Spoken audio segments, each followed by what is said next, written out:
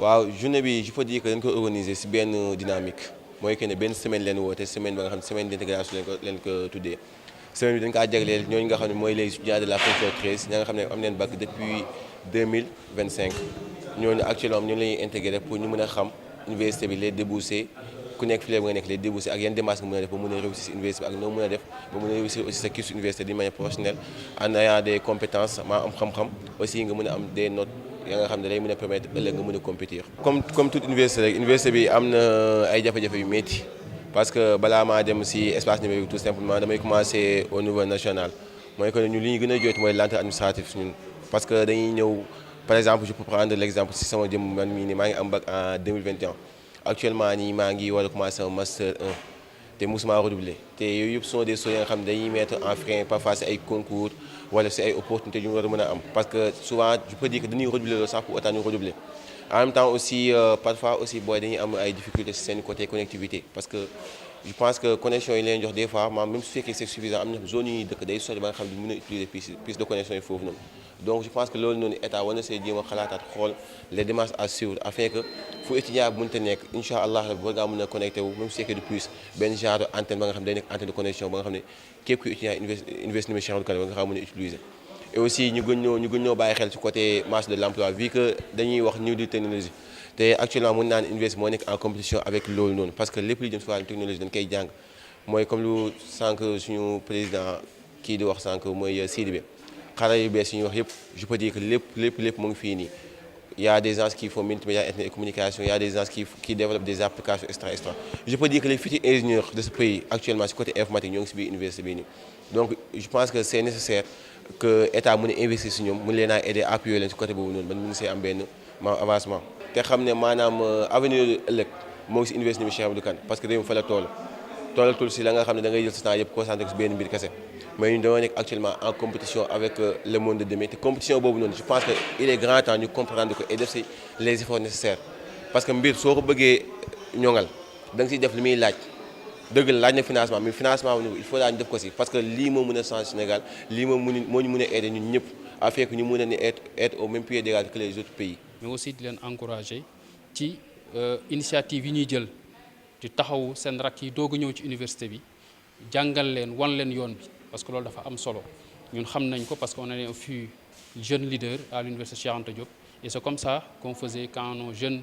frères venaient d'arriver à l'université dans l'espace donc ñu jàppale leen accompagner leen par une journée d'intégration parce que wax journée d'intégration wax une journée de partage mais ñoom ils ont pris toute une semaine avec des activités pédagogiques comme bii ñuy def nii ci biir mi grand oratoire pour permettre à l'étudiant de s'exprimer librement et de manière très responsable publiquement et ça c'est extrêmement important ñu jël ay candidats di ko def et tey li ma fi gis xale yi produire ko ci wax parler en public vraiment lu am solo la mais aussi les thématiques yi ñu développé ñu jël citoyenneté jël responsabilité jël vivre ensemble def ko mu doon cëslaayu journée semaine bi loolu am solo la ma leen ci félicité bu baax a baax cela prouve que c'est des étudiants très responsables les étudiants qui comprennent les enjeux de demain et vu même le grand oratoire thème bi ñu jël sur les réseaux sociaux boole ko ci di laaj ba xam réseaux sociaux da doon un frein ou bien une opportunité pour la jeunesse je pense que c'est une problématique qu'ils viennent de poser et que c'est le moment de le poser parce que c'est une responsabilité partagée di laal askan bi yëpp ba ci suñu doom yi doog a juddu wax ñu rek la jeunesse même la petite enfance aujourd'hui on doit commencer à les initier un peu sur les dangers qui les guettent avec les réseaux sociaux parce que gis nañ li xew ci àdduna et waxaguñ sa waxu réseaux sociaux yi il y a l'intelligence artificielle qui tape à notre porte donc tu vois un peu la vitesse d'exécution ak vitesse bu xam te ne réseaux sociaux yi ak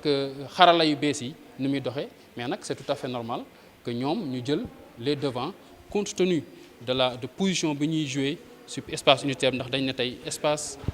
université numérique wax université numérique wax xarala yu bees yi kon ñoom tey ils ont compris leur rôle te ñi ngi ci à travers l'amicale ñuy mener des activités qui leur permettent d'outiller le maximum possible leurs étudiants. Université moom mënut a ñàkki retard ñun ñëpp dund nañ ko à l'époque quand on était étudiant mais ce que je leur demande c'est de rester concentré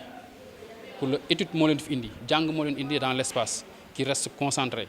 qui reste intelligent aussi parce que apprentissage dafa laaj intelligence dafa laaj patience